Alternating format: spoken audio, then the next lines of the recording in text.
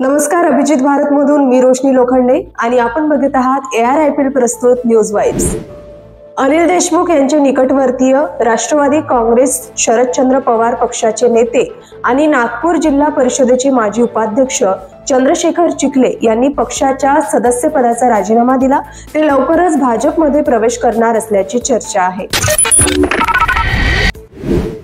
देशात कोरोना रुग्णांच्या वाढत्या संख्येत महाराष्ट्रातील रुग्णांची संख्या सर्वाधिक आहे।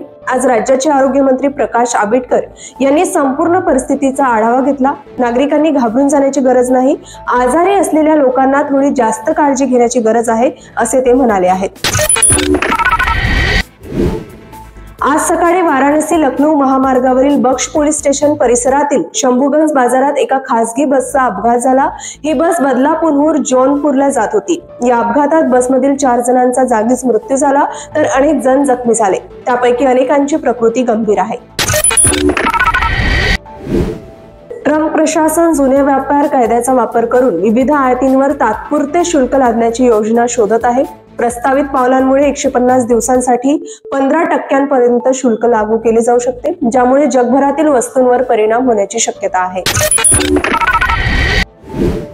बॉलिवूडमध्ये जुन्या आठवणींनी भरलेले चित्रपट एकामागे एक रिलीज होत आहे। अशातच दीपिका पदुकोण, डायना पेंटी आणि सैफ अली खान अभिनीत 2012 मधील रोमॅन्टिक ड्रामा कॉकटेल आज पुन्हा एकदा प्रदर्शित होत आहे।